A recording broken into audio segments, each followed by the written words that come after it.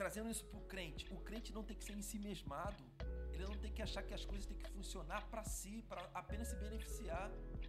Ele é ele pertence a uma estrutura orgânica, onde a sua participação ativa, ela é útil não para si, embora ele se beneficie, embora ele desfrute das suas próprias qualificações que foi dada pelo próprio Criador. Mas o objetivo principal é que todo o funcionamento ou toda a sua capacidade, ela deve fornecer ao conjunto. O conjunto tem que ser proveitoso.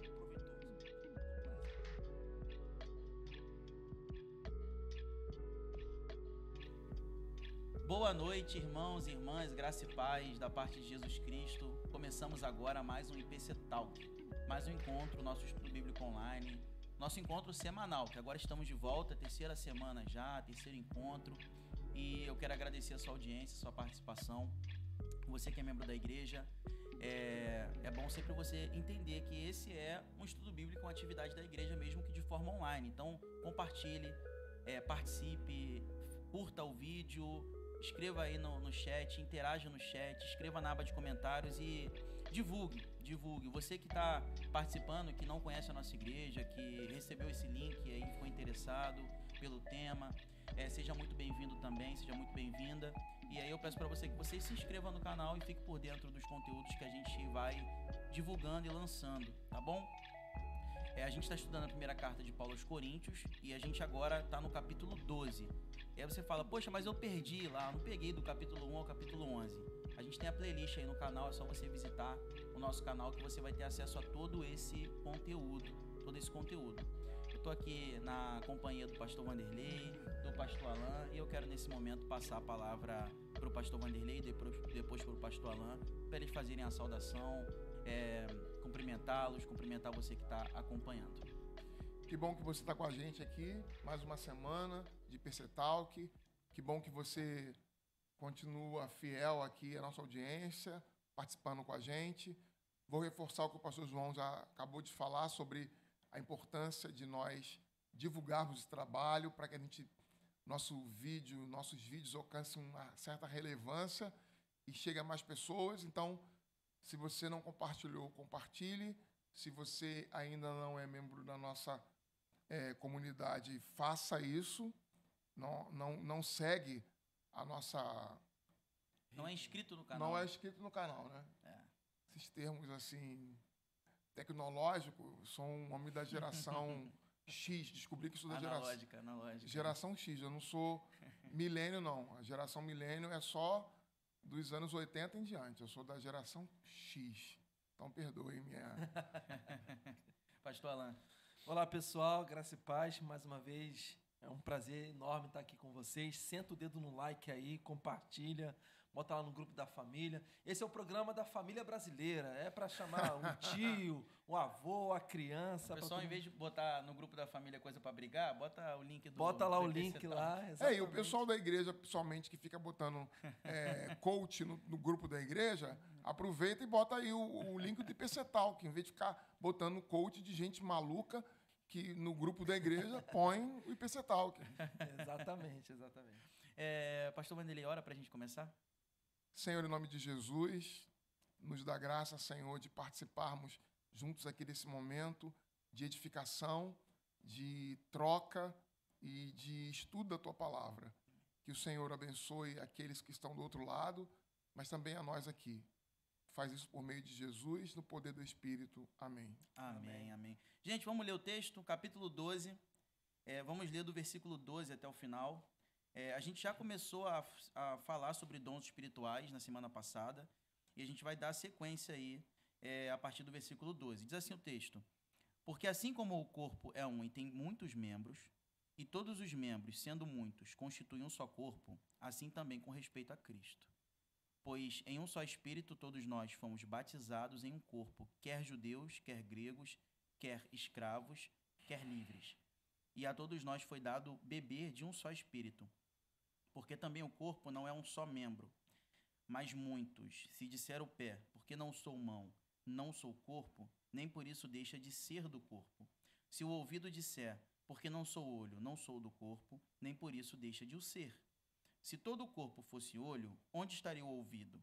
Se todo fosse ouvido, onde o olfato? Mas Deus dispôs os membros, colocando cada um deles no corpo como lhe aprouve. Se todos, porém, fossem um só membro, onde estaria o corpo? O certo é que há muitos membros, mas um só corpo. Não podem os olhos dizer à mão, não precisamos de ti, nem ainda a cabeça aos pés, não preciso de vós. Pelo contrário, os membros do corpo que parecem ser mais fracos são necessários, e os que nos parecem menos dignos no corpo, a estes damos muito maior honra. Também os que em nós não são decorosos, revestimos de especial honra. Mas os nossos membros nobres não têm necessidade disso. Contudo, Deus coordenou o corpo, concedendo muito mais honra àquilo que menos tinha, para que não haja divisão no corpo. Pelo contrário, cooperem os membros com igual cuidado em favor uns dos outros, de maneira que se um membro sofre, todos sofrem com ele, e se um deles é honrado, com ele todos se regozijam. Ora, vós sois corpo de Cristo, e individualmente membros desse corpo. A uns estabeleceu Deus na igreja primeiramente apóstolos, em segundo lugar profetas, em terceiro lugar mestres, depois operadores de milagres, depois dons de curar, socorros, governos, variedades de línguas. Porventura são todos apóstolos? Ou todos profetas? São todos mestres? Ou operadores de milagres? Têm todos dons de curar? Falam todos em outras línguas? Interpretam-nas todos? Entretanto, procurai com zelo os melhores dons. Palavra do Senhor. Pastor Vanderlei, primeiras impressões. A gente já, na semana passada, começou a falar sobre a analogia do corpo em relação ao assunto de dons espirituais. Já falamos algumas coisas, mas eu queria que você fizesse aí já as considerações iniciais do texto, começando por você e depois passando para o pastor Alan.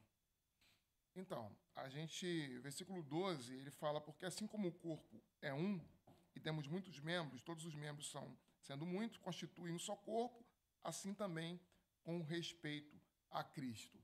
Eu gosto de ler o texto, repeti-lo, e acho que isso ajuda a gente. Vai ser colocado, inclusive, uma legenda de alguns textos, para elucidar, trazer clareza para você dessa exposição.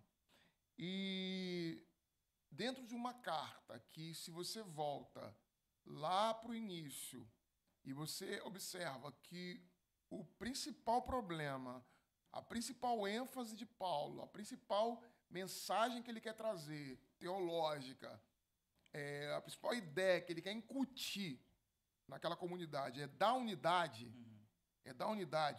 numa igreja dividida, numa igreja que segrega. Numa igreja que exclui, a ideia de que todos pertencem ao mesmo corpo, de que os gentios não estão fora, de que não há elementos de primeira classe e de segunda classe. Então, Paulo está preocupado aqui em mostrar claramente que, como um corpo precisa de cada membro, e isso vai ser bem explorado de forma minuciosa nos versículos 14 em diante, ele está dizendo a respeito da igreja: vocês são um único corpo, uma unidade perfeita.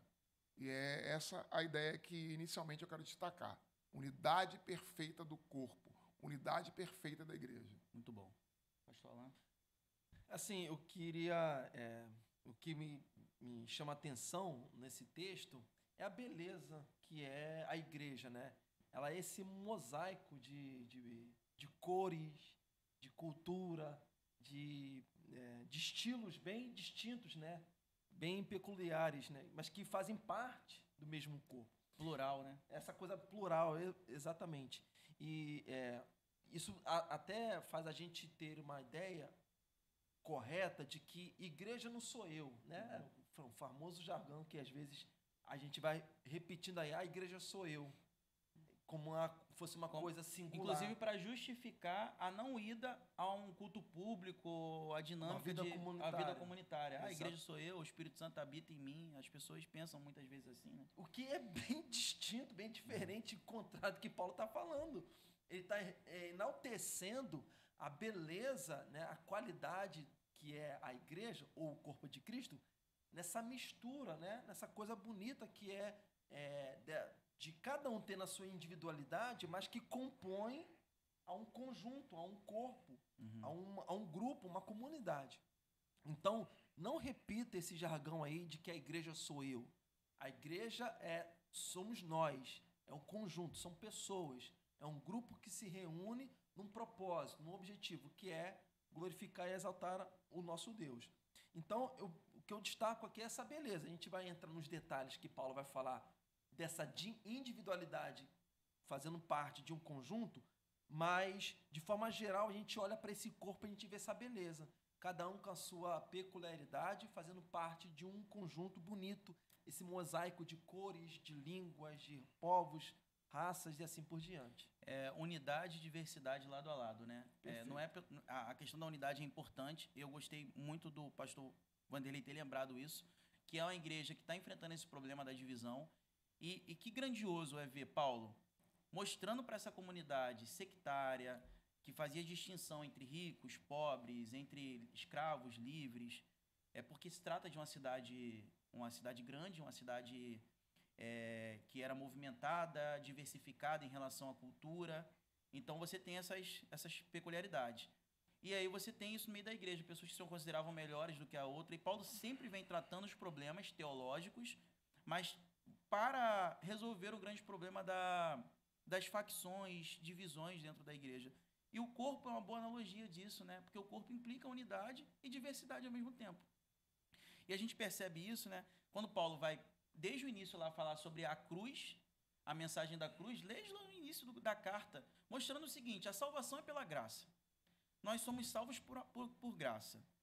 A palavra da cruz que é loucura para aqueles que se perdem, é vergonha para alguns, é loucura para outros, mas é essa mensagem que muda, é poder de Deus para salvar o pecador. Aqueles que são salvos são mudados pelo Evangelho. Então é pela graça. E além disso, para que isso já quebra o orgulho. E se não for suficiente, Paulo traz aqui justamente a seguinte mensagem: tudo que vocês fazem, tudo que vocês têm, né, todos os dons, vem de um único Espírito, né? Na verdade, como a gente viu na semana passada, da Trindade Santíssima, né? Tudo vem dele, então não há espaço para orgulho. E é por isso que no versículo 13, que é um versículo também muito importante, ele vai apelar para isso, ele vai dizer, pois em um só Espírito nós fomos batizados, em um corpo. E aí ele vem com a listinha aí. Quer seja você judeu, quer seja você grego, escravo, livre. E essa listinha parece banal, mas não é, né? Ainda mais numa cidade como Corinto, uma cidade... uma metrópole da época, uma grande cidade que tinha gente livre, gente escrava, gente pobre, gente rica. Eu queria que a gente comentasse um pouquinho sobre isso, essa variedade, essa diversidade também em relação à classe social e até mesmo o status diante da sociedade, porque aqui ele fala, por exemplo, de pessoas que eram escravas e livres. Então, vamos lá. Vamos falar primeiro das questões sociais. Trata-se de uma comunidade em que as distinções sociais são agudas. Não é uma diferença pequena entre o pobre e o rico. Aliás, nas grandes cidades, isso fica muito explícito. A riqueza de uns e a pobreza de outros. Não é porque nós estamos tratando aqui de forma sociológica o texto. É apenas constatando que o problema que gera a divisão da ceia do Senhor é um problema sociológico. Os pobres esqueceram-se, os ricos esqueceram-se dos pobres. É um problema também no nível de relações étnicas, porque está a igreja dividida, porque nessa igreja tem judeus e gentios. E a máxima dos judeus e a compreensão errada que os judeus tinham de que ser judeu lhes dava uma posição especial diante de Deus. Por que eu sou salvo? Por que eu sou aceito por Deus? Está incluído o fato de eu ser judeu. Ser judeu é uma característica que eu tenho de receber a benevolência de Deus. O povo israelita, durante muito tempo, aliás, boa parte deles até hoje, né? Porque eu estou falando, não quero generalizar, porque muitos judeus que se converteram, que são judeus cristãos, também existiam nessa igreja. Mas há muita gente, era quase que unânime, a ideia de que como é que se faz para ser salvo? Precisa ser judeu, precisa circuncidar, precisa seguir as regras alimentares, precisa obedecer rigorosamente o sábado. Essa é a condição mínima, básica, para se receber a graça de Deus. Quando você, João, falou sobre questão de salvação, nós normalmente colocamos a salvação, a justificação, no âmbito pessoal. Paulo aqui está falando para além do âmbito pessoal. A gente faz uma leitura pós-reforma sempre no pessoal. Nós somos justificados diante de Deus. Ele nos justifica considerando não as nossas obras meritórias, mas considerando o fato de que nós estamos em Cristo, que a graça nos alcançou. É uma leitura padrão, tradicional, irretocável, mas cabe outras leituras, e tem sido feito isso, de que a justificação que Paulo aqui trata, principalmente nesse versículo 13, é uma justificação no âmbito coletivo. Porque a salvação não é pelas obras, tanto é que o texto está dizendo aqui, pois em um só Espírito. Como é que nós somos salvos? Não é pelo fato das obras da lei. As obras da lei quais eram? Como marca distintiva do povo israelita. O cumprimento restrito do sábado, as regras alimentares e também do sábado, as regras alimentares e a circuncisão. Eram elementos que me possibilitavam me tornar judeu. Uma vez que eu prescrevo, vivo, reescrevo, há um assentimento disso, eu automaticamente recebo a aceitação da parte de Deus. Sou justificado. Não por causa de Cristo, pensavam os judeus, mas por causa do fato de que essas regras, porque toda essa carga étnica me era concedida. Aqui Paulo está quebrando isso e nos dando uma perspectiva coletiva sobre justificação pela fé. Vejam bem aqui, irmãos. É uma perspectiva de justificação pela fé que diz que Deus não apenas salva o indivíduo, justificando-o por graça, e ele faz, e é importante que a reforma ressaltou isso, mas é também aqui Paulo dizendo, pois em um só Espírito todos nós fomos batizados. Ou seja, nós fomos aceitos por causa do Espírito. É o Espírito e não as obras.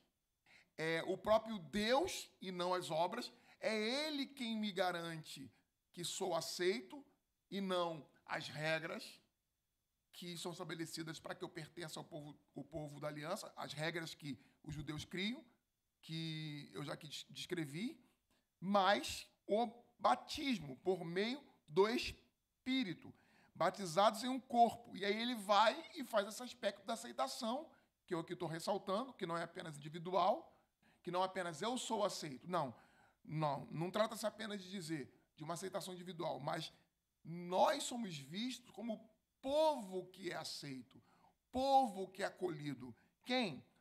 Quem é esse povo? Judeus também, mas não só judeus, gregos e escravos. Ou seja, a salvação, a aceitação, a justificação de Deus, ela vai além das fronteiras de ser israelita. Não é ser israelita que nos dá e nos garante a salvação. Tanto é que não é assim que nós fomos alcançados. E aí eu aproveito para, terminando a minha palavra, mas não esgotando o assunto jamais, dizer que essa visão fundamentalista de que Israel é a nação escolhida, de que Israel é o povo da aliança, de que Israel é o povo separado, de que há uma consumação dos séculos, uma escatologia para Israel e para a igreja. Gente, isso não tem base nenhuma bíblica.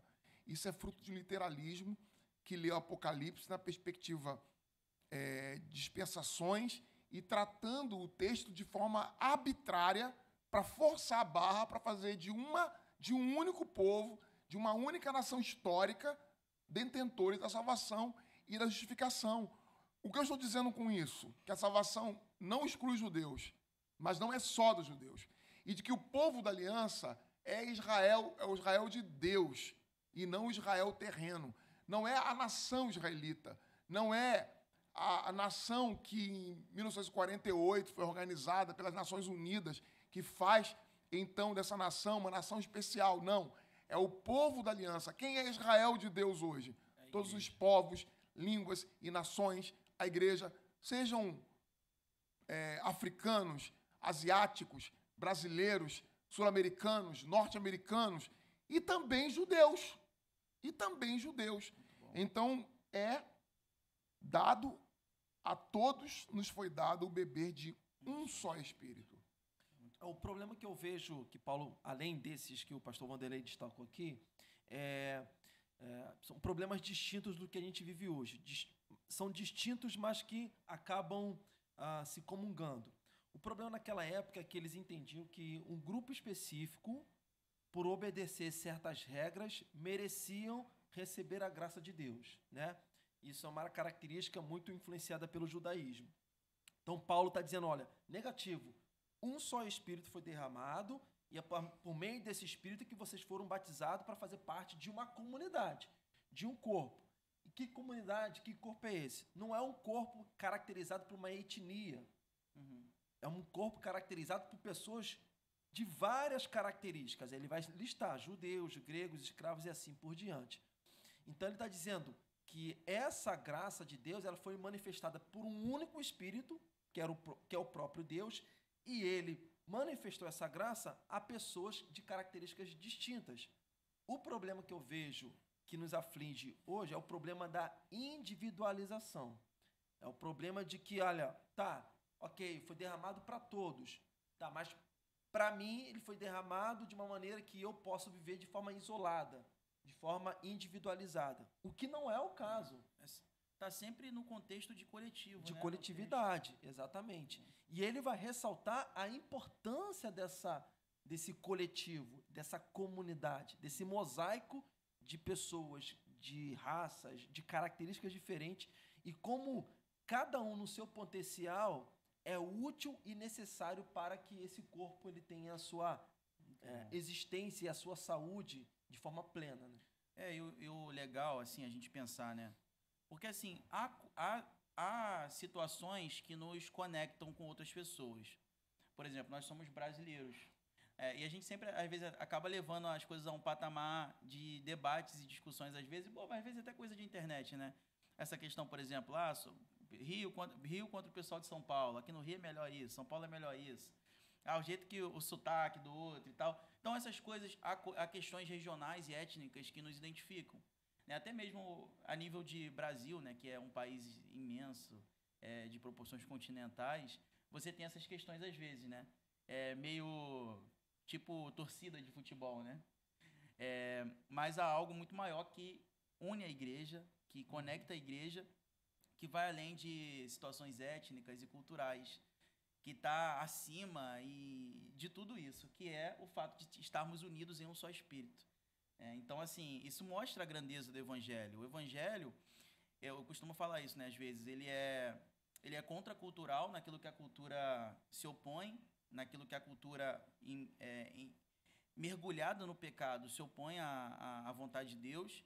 Ele se apropria de elementos da cultura e utiliza os elementos da cultura, redimindo essa cultura, digamos assim, para utilizar, inclusive, como ferramenta para o avanço do reino de Deus. Por isso que a gente tem a variedade em várias culturas. Sim. A maneira de as pessoas louvam e exaltam o Senhor aqui é diferente da Europa, na Ásia. Os instrumentos são outros. E isso é possível porque ele também é supracultural. Ele não depende da cultura. Ele não depende da cultura. Porque é algo muito maior que une a igreja. Isso, não é étnico isso, é muito maior do que isso. Isso é bacana porque, às vezes, a gente tem um vício de distinguir essas características dizendo se é certo ou se é errado. E não é isso que Paulo está discutindo. Não, e às vezes a gente acaba criando bloqueio, às vezes. Exato. Até mesmo da gente trazendo essas questões envolvendo, às vezes, esses conflitos que estão tão longe de nós, né? A gente acaba tomando, às vezes, um lado, um partido, porque às vezes tem uma afinidade étnica, cultural mais semelhante ou parecida, ou mesmo alguma afinidade religiosa. E a gente acaba tomando um lado, gente, só que tem gente cristã, tem gente de Deus, transformada pela graça em todos os lugares do mundo. E eu preciso entender que eu estou conectado a essas pessoas. ainda que a cultura dessas pessoas seja completamente diferente, distintas Exato. da minha, porque a cultura do reino tá acima. A cultura do reino, o fato de sermos cidadãos de um mesmo reino, que é o reino dos céus, está além da cidadania terrena que nós temos. Sim. E isso envolve nossos gostos e preferências. Sim. Por exemplo, às vezes as pessoas colocam na condição de certo ou errado uma igreja que bate palma. É errado bater palma, ou então é certo bater palma. Não tem certo ou se é errado. É uma característica daquela comunidade ou daquela região. O pessoal fala que, por exemplo, na igreja na Coreia do Sul, uma igreja, assim, é aquele culto, um silêncio, e a pessoa ouve o alfinete. Disciplinado ali. Acho que é por isso que a IPB gosta tanto de ir para a Coreia. Para a Coreia, exatamente. Mas dizem que é uma igreja... Pessoal, os líderes da IPB. Uma igreja uma igreja altamente espiritual, que ora desde Eu vou madrugada. para a África, hein? Lá já é mais, né, muitos cânticos e tambores. E você vê isso, assim, um evangelho muito forte, tanto na Coreia quanto na África, com características bem distintas. Mas é o mesmo espírito que está atuando na igreja, é o mosaico, que gosta do barulho, que gosta da coisa mais avivada, enquanto que é o mesmo espírito que está atuando naquela igreja que no silêncio, na coisa mais meditativa, mas o espírito também está atuando ali. E essa beleza a gente não pode ficar categorizando, dizendo que é certo ou se é errado, de acordo com as minhas preferências. E essa multiplicidade, né, vai também naquilo que a gente vai ver a partir do versículo 15, né? A partir do versículo 14, que é a questão da variedade nos dons, na participação. Eu queria que vocês falassem um pouquinho disso, porque, na verdade, o assunto agora vai evoluindo, né, nessa analogia do corpo, em relação à multiplicidade dos dons. Sim. Aí a gente vou até pegar aqui por trechos, que fica mais fácil. Aí eu pego esse primeiro trecho aqui, do versículo 14 até o 18, que diz assim: porque também o corpo não é um só membro, mas muitos. Se disser o pé, porque não sou mão, não sou do corpo, nem por isso deixa de ser do corpo. Se o ouvido disser, porque não sou o olho, não sou do corpo, nem por isso deixa de ser. Se todo o corpo fosse olho, onde estaria o ouvido? Se todo fosse ouvido, onde o olfato? Mas Deus dispôs os membros, colocando cada um deles no corpo como lhe aprouve. Então, esses versículos 14 a 18 é a primeira sequência de metáforas que Paulo usa sobre o corpo. E aí ele se utiliza da imagem do olho e da mão, do pé, e ele vai criando aqui para a gente, ele vai fazendo para a gente aqui uma análise de que cada uma dessas partes tem o seu lugar de importância, assim como cada um dentro do corpo de Cristo tem um lugar de importância. É aquela visão de cada um tem o seu lugar de importância, mas a importância de cada membro só fica evidente na unidade dessa relação. Ou seja, a mão, ela tem importância, desde que ela esteja no corpo. Uma mão que fica solta do corpo não significa absolutamente nada para o corpo. É imagem de filme de terror. Uma mãozinha andando por aí. Então, a ideia de Paulo é que o corpo é um só. O pé e a mão têm importância dentro do corpo. O olho e o ouvido têm importância dentro do corpo. Alguém pode pensar, o ouvido não é tão importante assim. A gente sobrevive sem ouvido. Tem até aparelhos agora para facilitar a audição. Mas imagina você não ter toda a estrutura que compõe o ouvido. Porque não é só a orelha.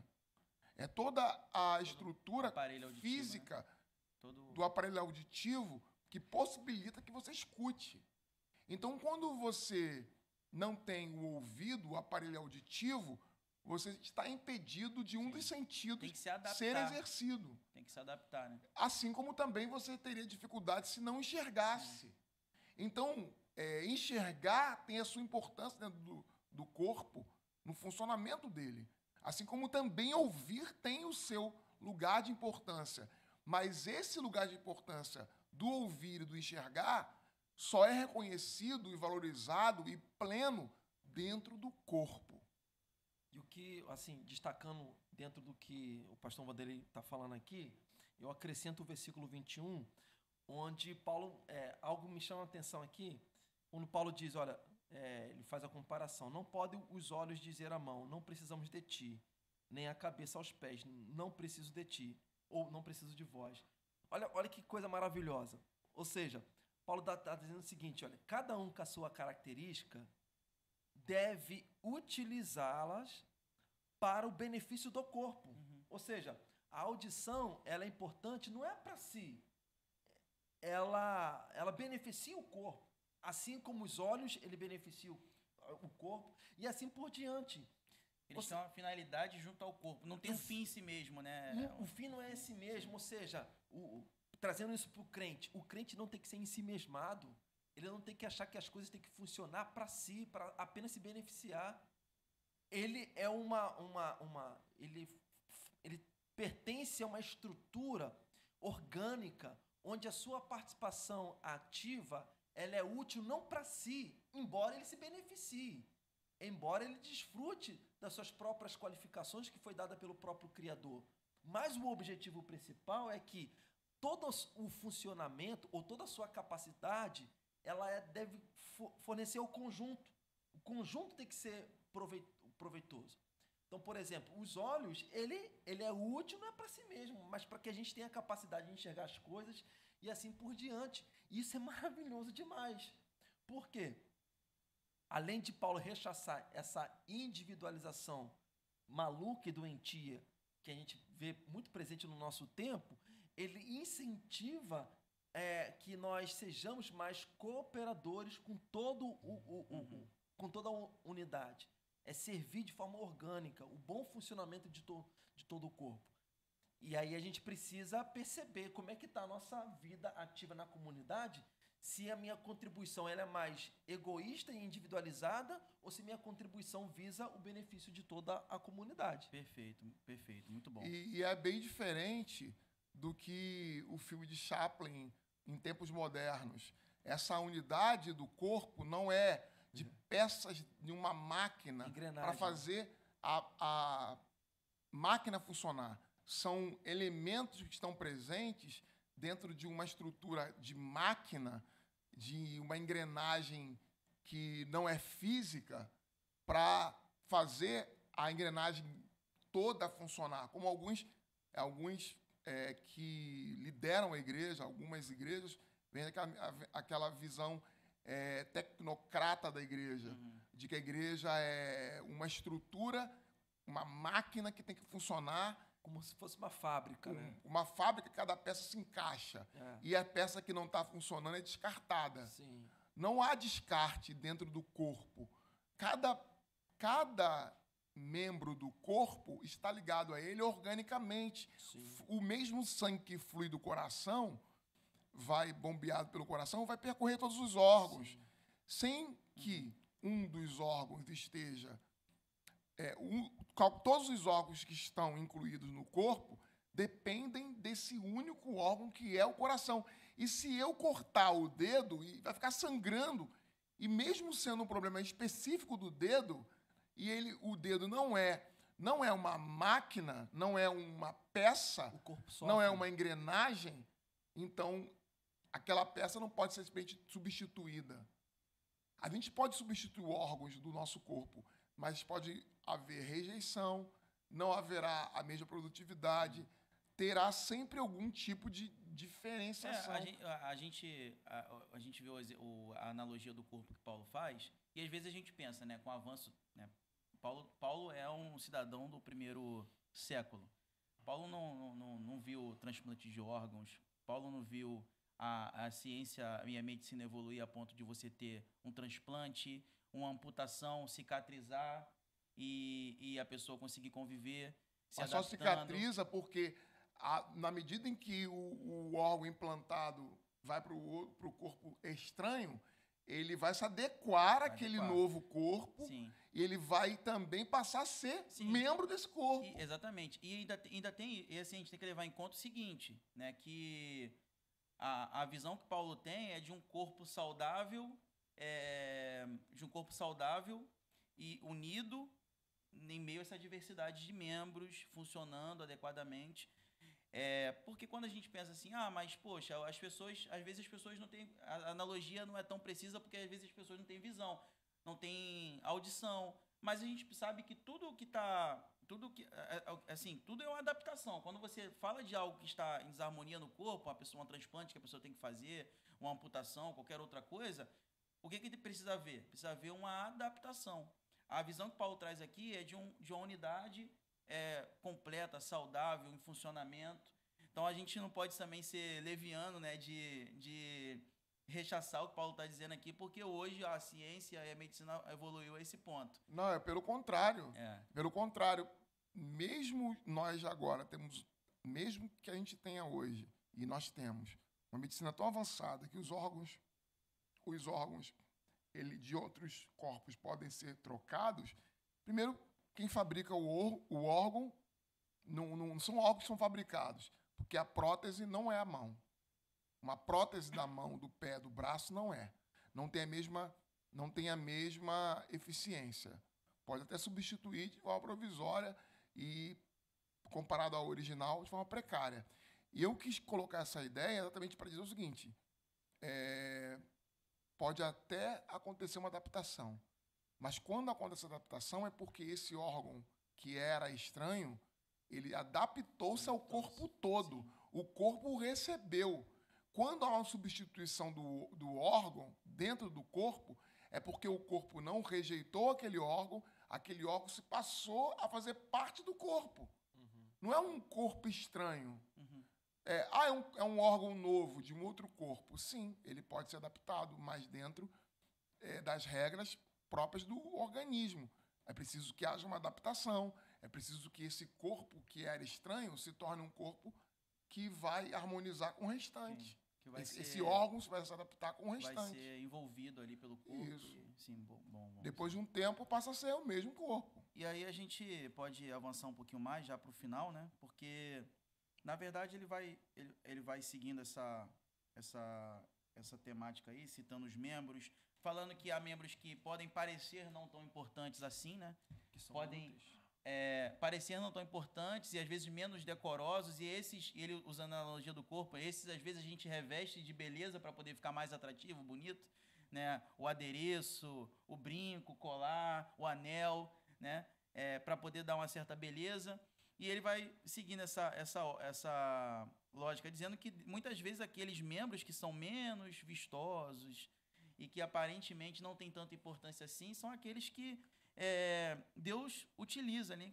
Que Deus traz beleza e grandeza. Assim como a gente adorna aqueles membros do corpo que não são tão belos, e às vezes a gente precisa adornar para deixá-los mais bonitos, né? Deus faz isso, né? Deus coordena o corpo, concedendo muito mais honra àquilo que, na perspectiva, muitas vezes, da maioria, não tem honra, né? Isso é uma grande... tem um significado muito profundo, ao meu ver, né? Porque a gente volta à questão das pessoas acharem que são muitas vezes melhores que outras porque exercem um dom, às vezes, carismático, público, né? Mas não tem essa distinção, né? O fato de alguém receber uma vocação, um chamado e um dom relacionado a ser um pregador, um mestre, alguém que ensina, né? Por que a pessoa tem que se considerar superior e melhor do que a outra que recebe um dom que muitas vezes funciona nos bastidores, né? Não vai para o público de forma clara e evidente, assim, não projeta a pessoa a uma situação pública. Então, eu queria que vocês comentassem um pouquinho, já para a gente caminhar para o final, né? Porque a gente já está encerrando essa parte aí, 26, 25, versículo 26, 27, e tem muito a ver com isso, né? Aí contra as expectativas tradicionais de que há membros há membros e dons, já que a comparação é com dons, que são melhores do que outros. Aqui no versículo 23, diz assim: os que nos parecem menos dignos do corpo, como você já citou, a esses damos muito mais honra. Também os que em nós não são decorosos, revestimos de especial honra. Mas os nossos membros nobres não têm necessidade disso, Contudo, Deus coordenou o corpo, concedendo muito mais honra àquilo que menos tinha, para que não haja divisão no corpo. E aí Paulo volta novamente, sempre batendo nessa questão para que não haja divisão. Pelo contrário, não quero que haja divisão. O que ele quer que aconteça? Cooperem membros com igual cuidado em favor uns dos outros, de maneira que se um membro sofre, todos sofrem com ele. E se um deles é honrado, com ele todos se regozijam. Ora, vós sois o corpo de Cristo, individualmente membros do seu corpo. Sempre essa dialética de vocês são o corpo, mas individualmente membros. Vocês são a igreja, mas individualmente indivíduos que pertencem a essa igreja.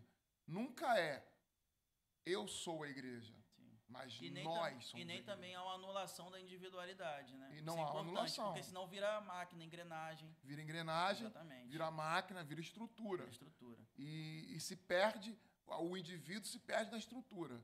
Nem o indivíduo se perde na estrutura e nem a estrutura devora o indivíduo. Sim. As duas coisas para presente. Tanto a unidade da comunidade como a individualidade do indivíduo. O indivíduo ter o seu lugar singular. Uhum. Acrescentando aí com 10 centavos com o que o pastor Vanderlei colocou, se a gente for pegar o último versículo que a gente leu aqui, olha só, entretanto, procurai com zelo os melhores dons. Esse tipo de problema que você levantou, João, eu acho que se dá pela má interpretação desse versículo. É aquele problema, né? As pessoas fazem teologia isolando o texto do seu contexto. E aí vira pretexto para heresia. Então as pessoas individualizam, ou pelo menos segregou esse versículo do contexto. Então elas falam assim, eu tenho que procurar os melhores dons. E aí ela, dentro do seu pressuposto, ela vai procurar esses dons. Só que a gente precisa entender o contexto, e o pastor Vanderlei foi muito preciso aqui, quando ele leu o versículo 25, onde ele diz, para que não haja divisão no corpo. Pelo contrário, cooperem os membros com igual cuidado em favor uns dos outros. Ou seja, quando Paulo fala para que a gente procure com zelo os melhores dons, ele tem o seguinte pressuposto: os melhores dons são aqueles que cooperam para a comunidade. Sim. Que abençoa a comunidade. Isso é melhor. Isso. E esse é o melhor dom. Aí vai depender de cada comunidade. É o que a comunidade precisa. Vai depender de cada comunidade. O melhor dom depende não de você individualmente. Exatamente. Mas da comunidade na sua necessidade. A pergunta é, Paulo, que melhor dom é esse?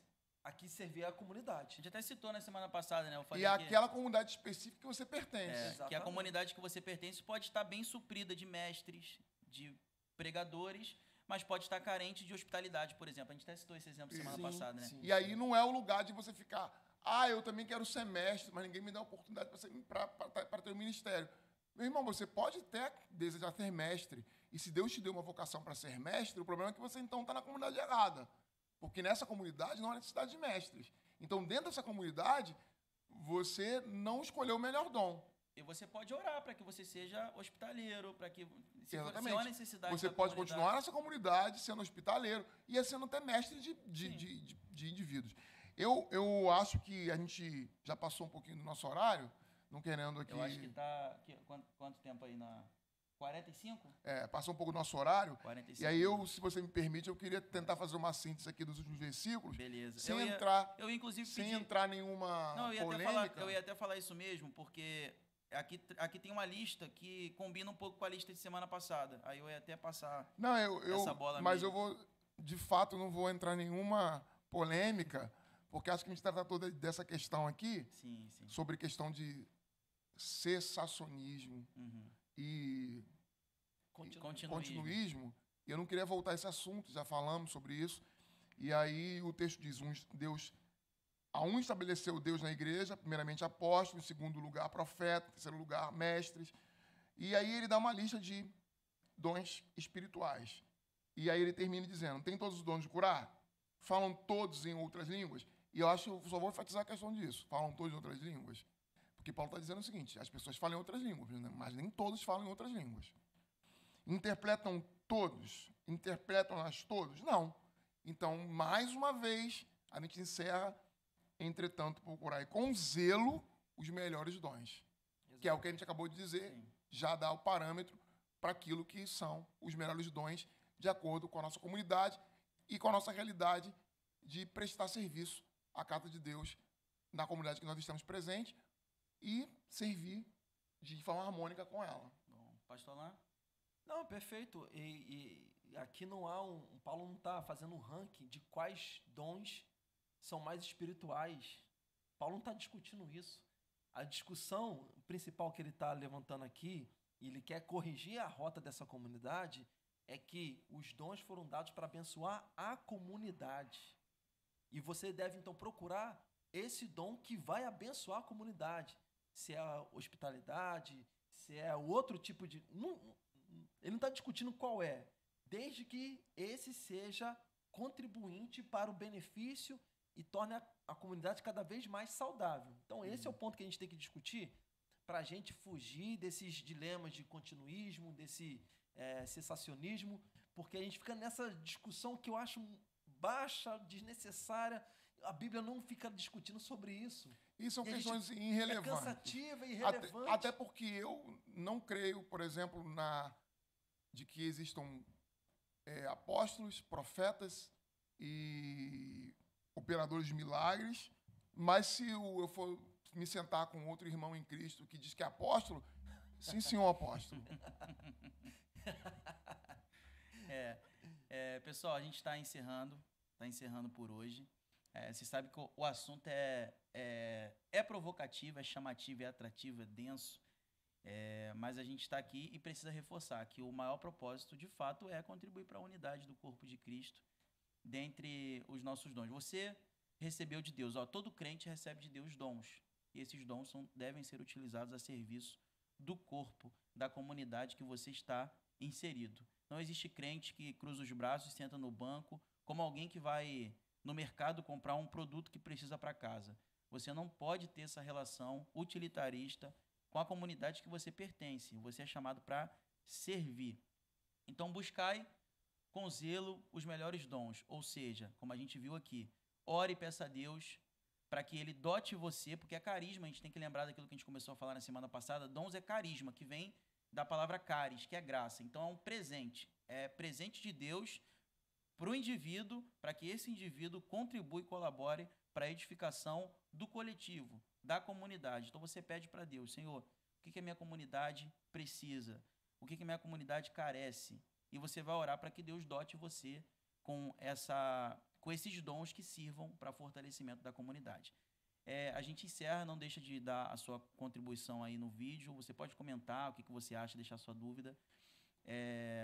Curta se você não curtiu. Se inscreva no canal e ative as notificações se você não fez isso. E faz esse exercício aí, vai na playlist, assiste outros vídeos, compartilha também, para que o nosso canal continue crescendo para a glória de Deus e para o fortalecimento também do corpo de Cristo. Eu vou passar a palavra para o pastor Alain para ele fazer a oração final e eu quero que você continue com a gente. Semana que vem a gente está de volta, se Deus quiser, tudo fluindo bem, tudo dando certo. A gente está aqui agora até o final da carta de Paulo aos Coríntios, tá bom? Pastor Alain vai orar encerrando. Deus, nós queremos te agradecer por mais um privilégio que o Senhor nos dá de conversarmos, ó Deus, a respeito da tua palavra, onde ela nos orienta a servir a ti em benefício da igreja.